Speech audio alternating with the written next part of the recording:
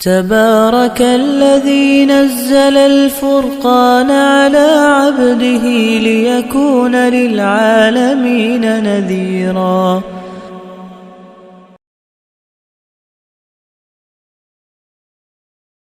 رمضان سے پہلے پہلے ہم اپنے دلوں کو نفرتوں سے پاک کر دیں، کینہ، بغض، لڑائی جھگڑوں سے معاف کر دیں.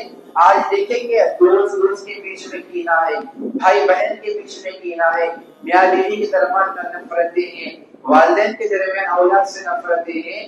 یہ سب چیزیں بغض ہے، نفرتیں، کینہ ہے، اور ہم یہ شکوہ کر رہے ہیں کہ ہماری دعائیں قبول نہیں ہو رہی ہے. اس کی وجہ یہی ہے. ہمارے استاد فرمایا کرتے تھے کہ دعا قبول نہیں ہونے کی سب سے بڑی وجہ کیا ہے؟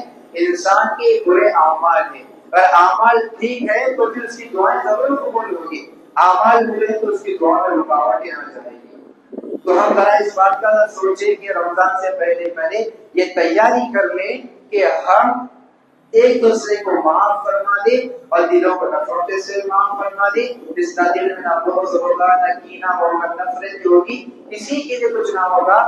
ہم نے اگر کسی کو تکلیف پہنچائی تو میرے بھائیوں، خدا یہ بات سے اگر اس سے معافی مانگے.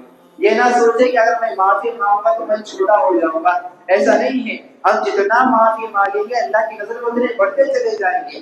میرے نبی نے فرمایا ہے کہ اگر تم معاف کرنے سے تمہاری عزت میں کمی آ جاتی ہے تو کل بروز محشر اللہ کے سامنے میں تمہیں عزت دلاؤں گا. میں بڑے فخر سے اللہ کے سامنے کہوں گا کہ یا اللہ، یہ میرا پکا امتی ہے، اس نے میرے کہنے پر دوسروں کو معاف فرما دیا. اور اگر کوئی آپ سے معافی مانگے تو اسے فوراً معاف فرما دے. حدیث میں آتا ہے خیر المال العفو، معاف کرنا بڑی دولت ہے. اور رمضان سے پہلے پر ایک تیاری سب سے پہلے کرنی کہ اپنے دلوں کو نفرتوں سے پاک کر دے. اور دوسری بات ہے کہ ہمیشہ سچ بولنے کی عادت ڈالیں، ہمیشہ سچ بولنے کی عادت ڈالیں. اور تیسری بات یہ ہے کہ امانت میں خیانت نہ کرے. اور چوتھی بات یہ ہے کہ ہم کسی کو تکلیف نہ پہنچائیں.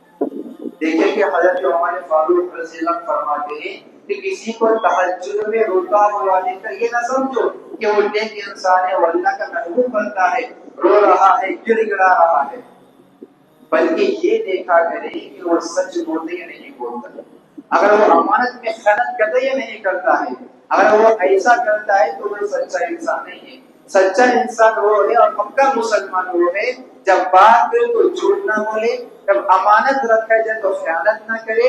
اور تیسری چیز ہے تو وہ اپنے ہاتھ اور زبان سے کسی کو تکلیف نہ پہنچائے. یہ ہے پکا سچا مسلمان. اللہ کے نبی صلی اللہ علیہ وسلم وضو فرما رہے تھے اور تمام صحابہ اللہ کے نبی کے چہرے کا جو وضو کر رہے تھے وہ پانی لے رہے ہیں اور پانی پی رہے ہیں. تو اللہ کے نبی نے کہا کہ آپ لوگ کیا کر رہے ہیں؟ تو اللہ کے تو صحابہ نے پوچھا کہ یا رسول اللہ، ہمیں آپ سے محبت ہے اس لیے ہم یہ سب کر رہے ہیں. تو اللہ کے نبی نے کہا کہ اللہ اس کے رسول سے سچی محبت ہے آپ کو بتاؤ. تو اللہ کے نبی نے کہا بتایا ہے کہ اللہ اس کے رسول سے سچی محبت یہ ہے کہ ہمیشہ سچ بولنا، امانت میں خیانت نہیں کرنا، دیانتداری کے ساتھ زندگی گزارنا، اور اپنے ہاتھ اور زبان سے کسی کو تکلیف نہیں پہنچانا، اپنے اخلاق کو بہتر رکھنا، اپنے دلوں میں کسی سے نفرت نہیں رکھنا، بغض نہیں رکھنا. اور آپ کو بھی تکلیف پہنچائے تو اللہ کے اس کو معاف کر دے، معاف فرما دینا.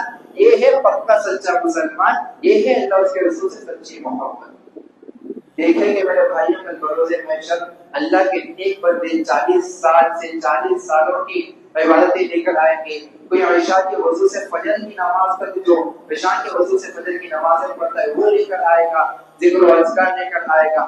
ہم 11 مہینے غفلتوں میں زندگی گزار دیے، کل کے دن ہم یہ تو کہہ سکیں کہ اللہ کے سامنے کہ اللہ ہم 11 مہینے غفلت میں زندگی گزار دیے، 1 مہینہ رمضان کا ہم نے آپ کی عبادتیں کی ہیں، تراویح کا خاص اہتمام کیا ہے، قرآن کا اہتمام کیا ہے. 1 مہینے کی عبادت آپ کے سامنے لے کر آئے ہیں، 1 مہینے کا عبادت. حضرت یوسف علیہ السلام کو جب کنویں میں ڈالا گیا تو قافلہ جا رہا تھا وہاں سے، یوسف علیہ السلام کو کنویں سے نکال کر ان کو بازار میں بیچنے کے لیے چلے گئے. یوسف علیہ السلام ایک بوڑھی عورت آئی، آ کر یوسف علیہ السلام کو خریدنے کے لیے تیار ہو گئی کہ وہ یوسف علیہ السلام کو خریدنے کے لیے لائن میں کھڑی ہو جاتی ہے. لائن لگتی ہے کہ یوسف علیہ السلام کو کون خریدے گا. پیسے یعنی جو بوڑھی لگاتے ہیں اتنے پیسے، تو بوڑھی عورت بھی آ گئی ہے، لائن میں کھڑی ہو گئی ہے. میں یوسف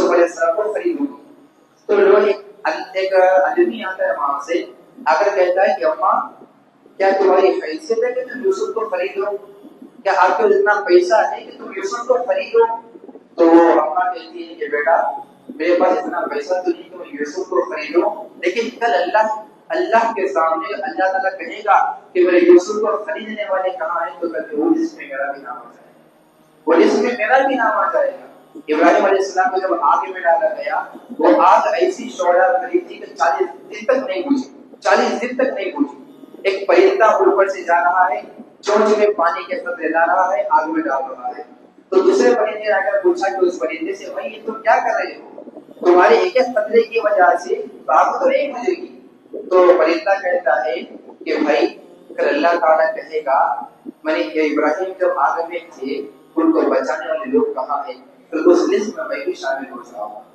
تو ہم مانتے ہیں کہ 11 مہینے رمضان میں گزار دیے، ایک مہینہ اللہ نے جو ہمیں دیا ہے رمضان کا مہینہ، اس میں ہم کم سے کم عبادت کو کریں، تہجد کا اہتمام کریں، اشراق کا اہتمام کریں، اور تراویح کا خاص طور اہتمام کریں، قرآن کو باغور سے سنیں، قرآن کی تلاوت کریں، جتنا ہو سکے قرآن کی تلاوت کریں، اٹھتے بیٹھتے اللہ کا ذکر کریں اس مہینے میں کثرت سے، تاکہ ہم اللہ کے سامنے یہ کہہ سکیں کہ اللہ 11 مہینے روزہ پہ گزار دیے، لیکن میں ایک مہینے جو عبادت آپ کے سامنے لے کر آیا ہوں، ایک مہینے کی عبادت ہو سکتا ہے کوئی مہینے کی وجہ سے اللہ ہمیں معاف فرما دے۔